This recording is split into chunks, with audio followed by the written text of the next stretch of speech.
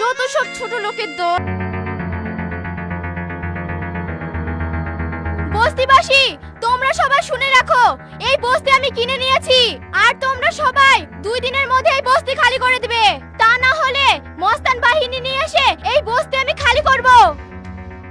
এই বুড়িমা, তুই এখানে হা করে দাঁড়িয়ে কি দেখছিস? তাড়াতাড়ি বস্তি খালি কর। মা, তুই এত নির্দয় হোসনি মা। আমরা এই বস্তি ছেড়ে কোথায় যাব? এই বস্তিটাই তো আমাদের শেষ সম্বল, আর এইটুকুন আমাদের কাছ থেকে কেড়ে নিস না মা। আমাদের উপরে একটু দয়া কর। কি দয়া? তা আবার করবে তানিয়া? তোদেরকে হট এখান থেকে। যত সব ছোট লোকের দল। 1 মিনিট। চাচি উঠেন, আপনার কোথাও লাগেনি তো? না রে বাবা, তবে শুনছি নাকি ওই যে এক বড় লোকের দুলালি নাকি এই বস্তি কিনে নিয়েছে। আর জানিস বাবা, ও আমাদেরকে বস্তি খালি করে চলে যেতে বলছে। ঠিক আছে চাচি, আমি ওকে দেখছি। এই যে বড় লোকের দুলালি মেয়ে, এদিকে আয়। কি বলছিস তুই? আমি কে সেটা তুই কি জানিস? তুই কে সেটা আমার জানার দরকার নেই। আর এই বস্তি থেকে একটা লোকও বস্তি ছেড়ে কেউ যাবে না। তোর যা করার তুই তাই করিস। যা এখান থেকে। ঠিক আছে, আজ আমি চলে যাচ্ছি, তবে ফের আমি আর একদিন আসবো। আর সেদিন কিন্তু আমি একা আসবো না, সঙ্গে আমার লোক নিয়ে আসবো। আর ওই দিন দেখবো তোর কতটা ক্ষমতা। এই চল রে সবাই। যা যা, যখন আসবি তখন দেখা যাবে। তুমি কে বাবা? আমাদের এত বড় উপকার করলে। আমি কে? আমি এক হতভাগা। মানে বাবা, তোমার কি কেউ নাই? না, আমার কেউ নাই। আমি একজন অনাথ সন্তান। আমার কোনো ঠিক ঠিকানা নাই। যেখানেই রাত সেখানেই কাত। পৃথিবীতে আমার নিজের বলে কেউ নাই। কে বলেছে তোমার কেউ নাই? আজ থেকে আমরাই তোমার আপন। এখন থেকে তুমি এখানেই থাকবে। আজকে থেকে আমি আপনাদের কাছে থাকবো।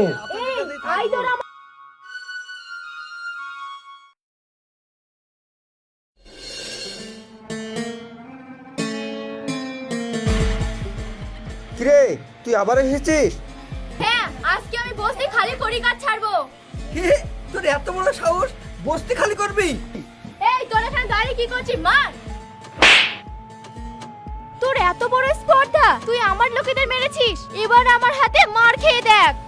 এই নরম হাত দিয়ে মারলে তো হাতটা নোংরা হয়ে যাবে।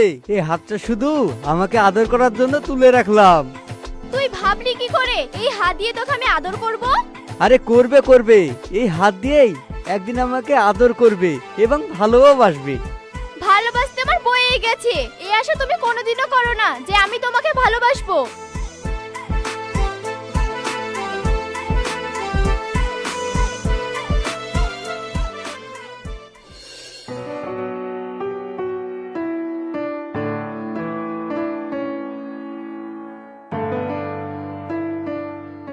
আরে তানিয়া মা, কোথায় গিয়েছিলে? আজকে এত দেরি করে ফিরলি যে?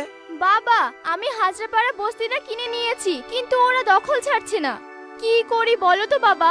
ওরে মা, তুই কি করেছিস? তুই কি জানিস ওই বস্তিতে বহু বছর ধরে অনেক লোক বসবাস করে, আর ওদের কোথাও থাকার জায়গা নাই, তাই ওরা বস্তিতে বসবাস করে।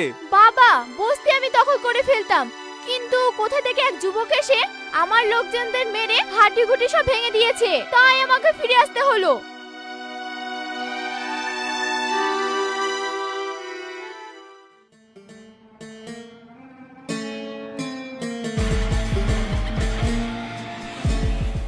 আচ্ছা, ওই যুবকটা যখন আমার হাত ধরলো, আমার মনের ভেতরে চমকে উঠলো কেন? মনে হলো যেন ওটা দুখুর হাত।